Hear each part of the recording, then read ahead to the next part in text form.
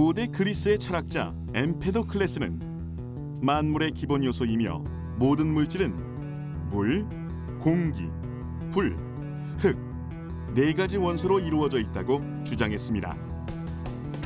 이 사원소설은 근대 이전까지 서양 과학을 지배하는 기본 원리로 인정받았고 지구상의 모든 물질을 만들고 있는 고체, 액체, 기체 세 가지 상태를 반영할 수 있죠. 그렇다면 나머지 불을 대응하는 것은 무엇일까요? 일반적으로 얼음이라는 고체에 높은 온도를 가하면 고체는 액체로 변했다가 다시 기체 상태로 변한다는 사실 다들 잘 알고 있을 겁니다. 그런데 여기서 그치지 않고 기체에 계속해서 높은 에너지를 가하면 이온과 전자가 뒤섞여 또 다른 물질로 변하는데요. 높은 에너지, 즉 불을 대응하는 제4의 물질을 플라즈마라고 할 수 있습니다. 기체를 계속해서 가열하면 주변으로부터 너무 많은 에너지를 흡수한 전자가 원자로부터 분리되면서 원자, 전자, 이온화된 분자, 그리고 라디칼이 제각각 자유롭게 움직이는 플라즈마 상태가 되는 것이죠.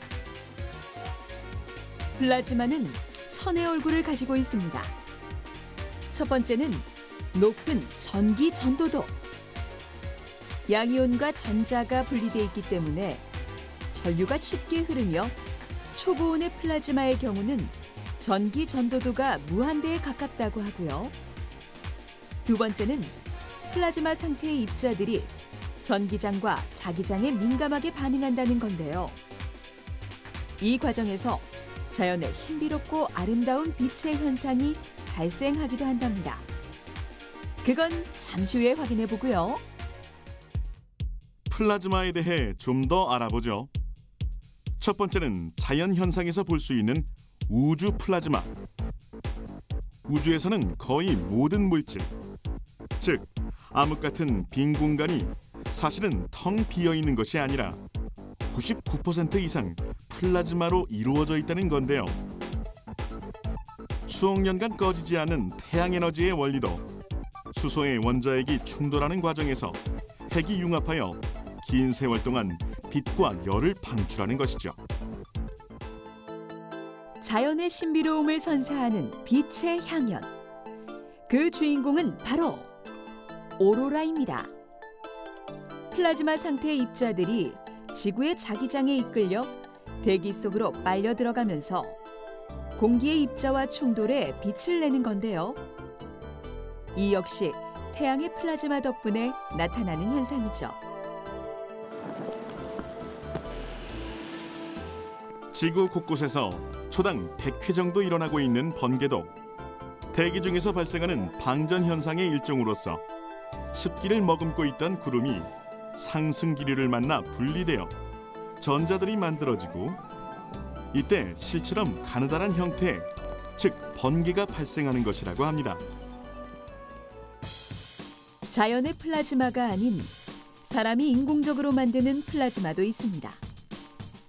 섭씨 1억 도 이상의 고온에서 자기장과 레이저를 이용해 태양과 비슷한 환경을 만드는 초고온 플라즈마는 핵융합 반응으로 많은 양의 에너지를 얻을 수 있어 차세대 그린 에너지원으로 활용할 수 있고요. 이보다 우리가 더 피부로 느낄 수 있는 플라즈마는 섭씨 100도 이하에서 만드는 저온 플라즈마인데요. 저온 플라즈마 응용 기술은 우리 주변 너무나도 많은 가까운 곳에 적용되고 있으며 그 중요성이 점점 커지고 있다는 것입니다. Plasma Display Panel, PDP. 큰 화면에도 불구하고 두께는 매우 얇아 벽걸이 텔레비전에 적합한 PDP는 플라즈마에서 나오는 자외선을 이용하여 화면을 구현하는 원리인데요. 일정한 간격으로 배치된 작은 유리관에 가스를 채워넣고 앞뒤로 전극과 형광물질을 넣은 후 전극에 전압을 가하면 가스가 플라즈마 상태로 바뀌면서 우리가 눈으로 볼 수 있는 빨강, 파랑, 녹색의 가시광선을 방출하게 되는 것이죠. 또한 형광등은 양 끝에 있는 필라멘트에서 열전자가 방출되고 이 방출된 열전자가 형광등 내에 있는 기체와 충돌해 플라즈마를 형성하는데요. 이 과정에서 빛을 내는 것입니다. 네온사인과 LED 역시 플라즈마 상태로부터 방출되는 가시광선을 이용한 것이라고 볼 수 있죠. 우리의 식탁 위에서도 플라즈마는 활약하고 있습니다. 플라즈마는 유기물 분해와 살균 작용이 뛰어나 식품의 잔류 오염물질을 제거하는 데 탁월하기 때문인데요. 농약 처리한 채소와 과일을 플라즈마 장치에 약 3분간 넣어둔 결과 80에서 90% 이상 농약이 분해된 것으로 나타났고요. 식품에 플라즈마를 쪼인 뒤 헬륨가스로 포장한 경우真空 포장보다 곰팡이균 번식이 적고 운반 온도도 조금 높일 수 있어 포장 온도를 낮추는 데 드는 에너지 절감 효과도 얻을 수 있습니다.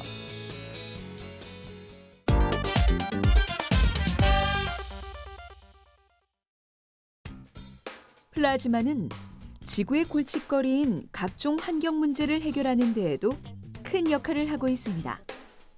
공기청정, 오폐수나 녹조, 적조, 오염된 토양 등을 정화하는 능력이 탁월해 실내용 공기청정기와 플라즈마 정수기 등의 다양한 가전제품에도 응용되고 있죠. 그 중에서도 특히 국가 문제로까지 대두되고 있는 녹조, 적조 제거의 새로운 해결책으로 플라즈마가 급부상하고 있습니다. 현재까지는 녹조와 적조를 제거하기 위해 가장 대중적인 방법으로 황토 살포를 실시하고 있는데요. 황토의 미세한 입자가 적조와 녹조에 달라붙어 바닥에 함께 가라앉는 것으로 크게는 70에서 80%의 방제 효과를 얻고 있지만 문제는 황토를 남용할 경우 퇴적층에 쌓여 저소에 사는 생물들과 해조숲이 교란되어 2차 환경 문제를 유발할 수 있다는 점입니다. 이러한 문제점을 해결할 수 있는 장치, 바로 플라즈마를 이용한 녹조 제거 시스템입니다. 플라즈마에서 발생되는 자외선과 활성 라디칼을 이용하여 오염물질을 직접 살균하는 원리인데요. 특히 OH 라디칼이라고 하는 이 활성 라디칼은 산화력이 매우 뛰어난 산소 음이온계 천연 물질로서 인체에 무해하고 스스로 활발하게 반응을 일으켜 살균과 소독작용을 한다고 하는데요. 이러한 라디칼은 플라즈마 상태에서 생성되기 때문에 어떻게 보면 플라즈마는 이 라디칼을 얻기 위한 수단이라고 할 수 있는 것이죠. 자외선은 파장대역이 짧기 때문에 강한 에너지를 가지고 있어서 유기물이나 그런 것들을 이제 분해하는 역할을 합니다. 또 그 활성 라디컬 같은 경우도 산소와 수소와 관련된 활성종들이 이제 발생을 하게 됩니다. 이러한 활성종들은 잘 아시는 것처럼 과산화수소와 같은 것처럼 살균력을 가지고 있기 때문에 이 UV에 의한 그 유기물의 분해와 활성종에 의한 그 살균 두 가지 효과를 같이 가지면서 물을 정화할 수 있습니다. 플라즈마 수처리 장치는 녹조뿐 아니라 하수나 폐수 등 물과 관련된 모든 환경에서 활용할 수 있습니다. 응용 분야에 따라 크게 두 가지 형태로 분류되는데요. 먼저 가정이나 공장처럼 하수가 관을 타고 배출되는 시스템에서는 배관에 플라즈마를 발생하는 전극을 꽂아 정화하는 방식으로 이루어집니다.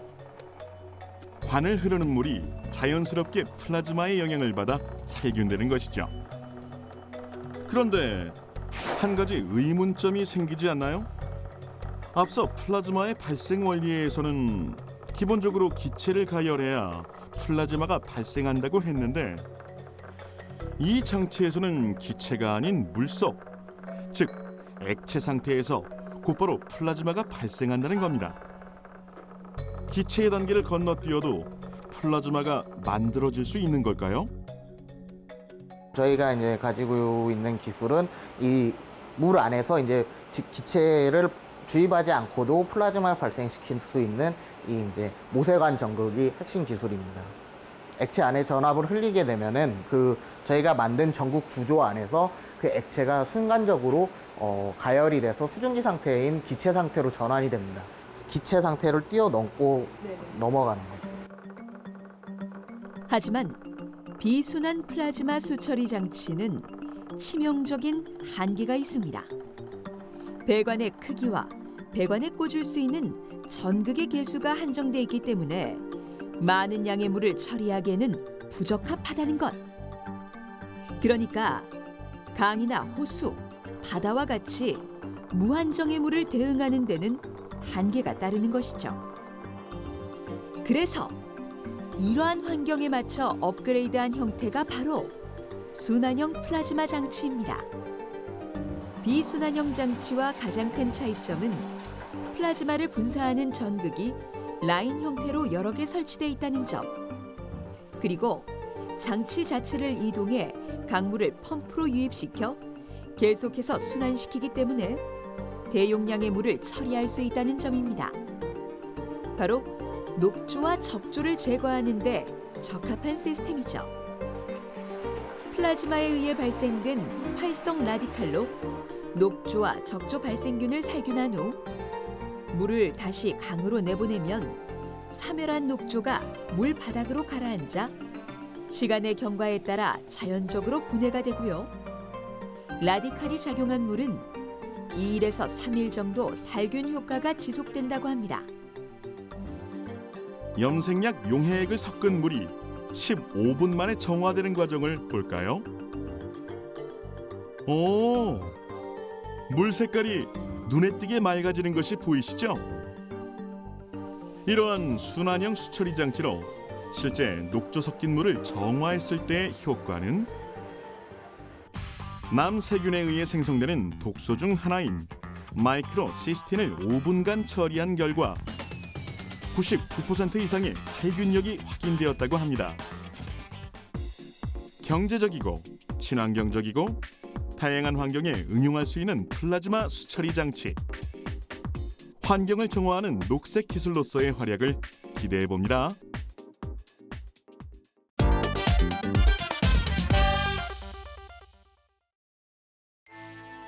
정복할 수 없는 광물, 보석의 황제, 영원 불멸의 존재.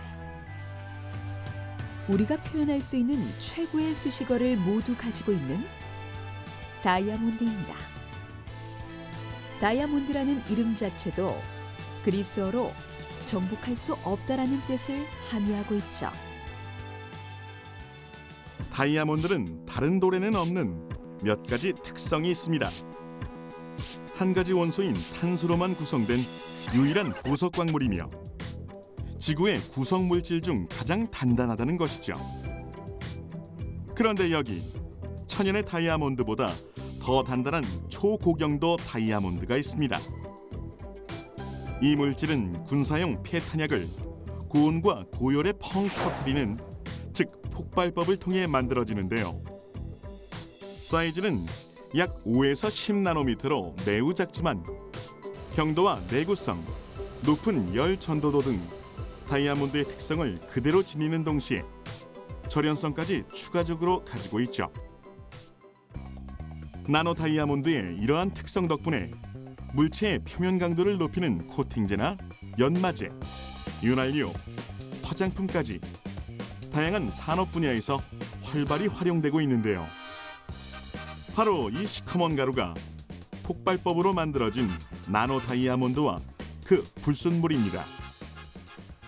나노 다이아몬드를 제조하는 과정에서 발생하는 불순물이 많아도 너무 많다 보니 순도 높은 나노 다이아몬드를 얻기 위해선 불순물을 제거하는 별도의 화학 처리 과정이 필요한데요. 문제는 높은 비용과 불순물 제거에 한계가 따른다는 것입니다.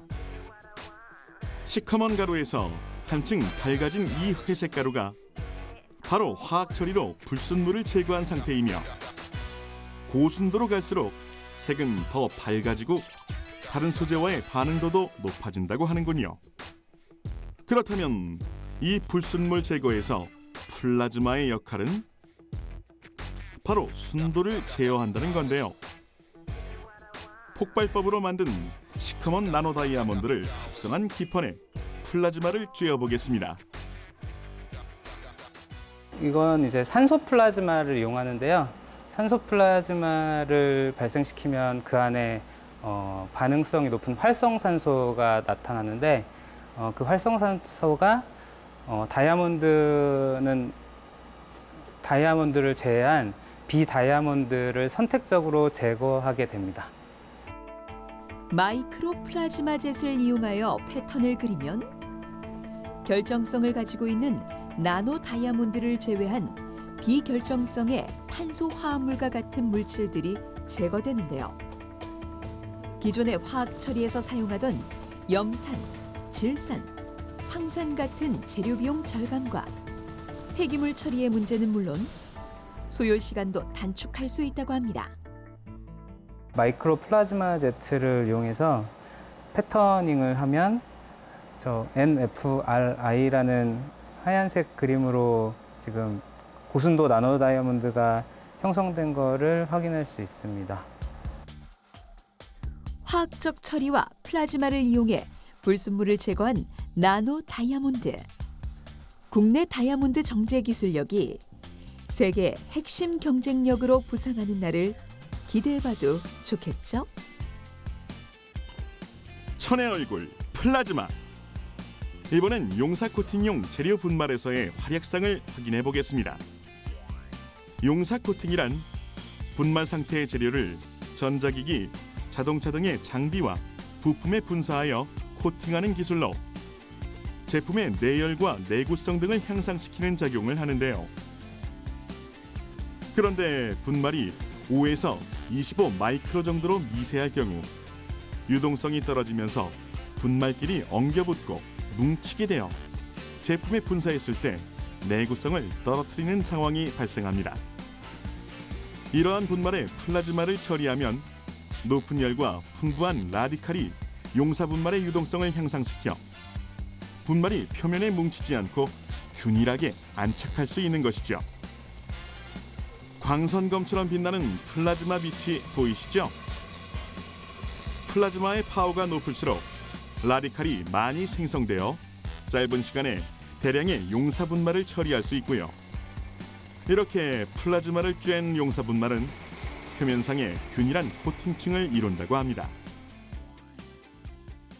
기존의 용사 분말을 사용하게 되면 어떤 장비의 내벽을 코팅한다고 쳤을 때 그 면적이 뭐 1m 바이 1m 정도를 뭐 1시간 안에 처리했다라고 치면 저희 분말을 사용하게 되면 그보다 훨씬 단축해서 몇 분 안에 이제 코팅층을 형성할 수 있고 기존 코팅층보다 더 치밀하고 섬세한 코팅층을 형성할 수 있는 기술이 되겠습니다.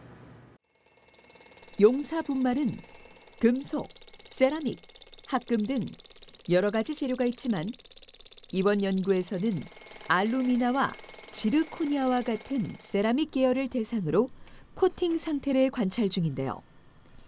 반도체 내벽, 자동차 외벽, 항공, 선박 등 내마모성이 심한 산업 분야에 적용할 시 안정성과 수명을 높일 수 있다고 합니다. 무한 청정 에너지이자 꿈의 에너지. 플라즈마는 인류의 미래를 책임질 소중한 선물입니다.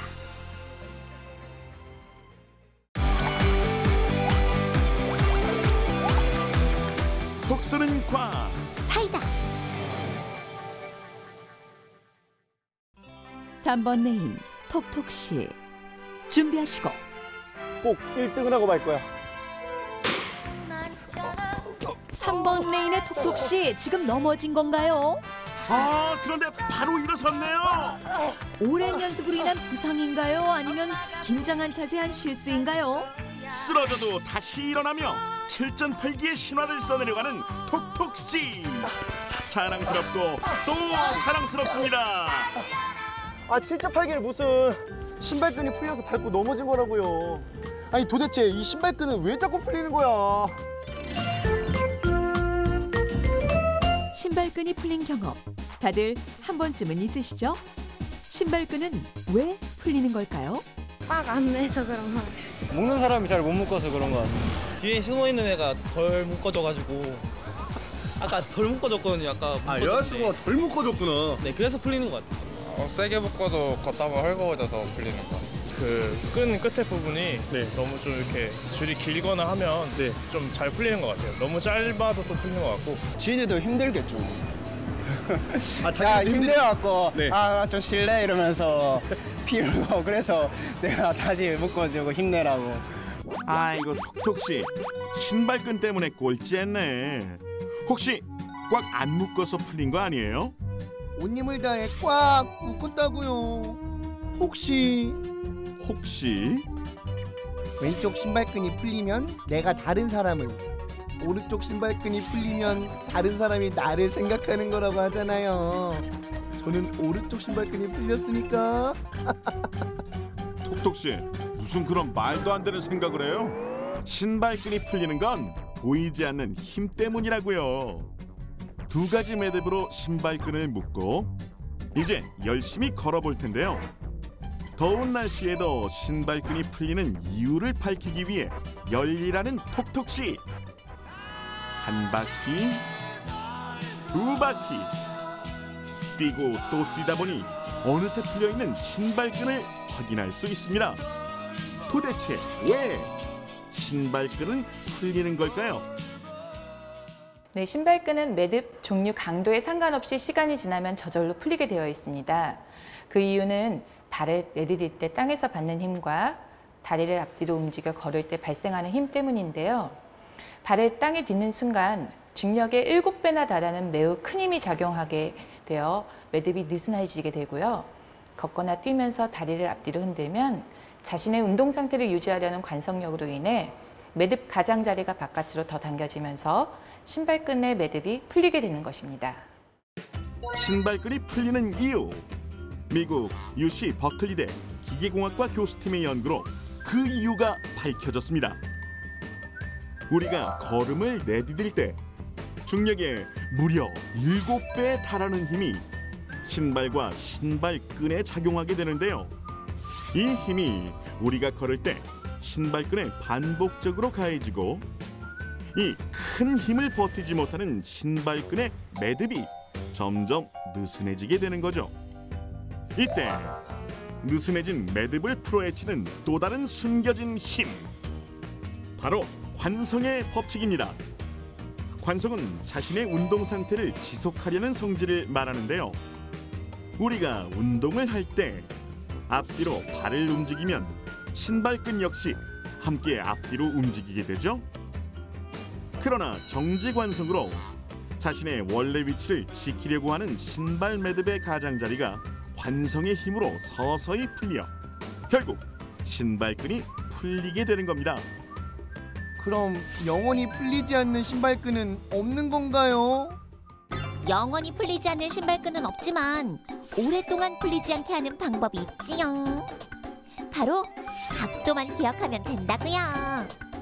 매듭이 신발과 수평을 이루는 걸 0도, 수직인 것을 90도로 봤을 때 매듭과 신발이 90도에 가까울수록 아무리 신발을 잡아당기고 흔들어도 90도를 유지하기 때문에 매듭이 쉽게 돌아가지 않고 단단하게 제 모양을 유지시켜준답니다. 신발끈을 수직으로 매면 제 순위도 수직 상승하겠죠? 신발끈이 문제가 아니라 톡톡씨 달리기가 너무 느리더라. 신발끈 말고 여러분의 인생이 술술 풀렸으면 좋겠어요.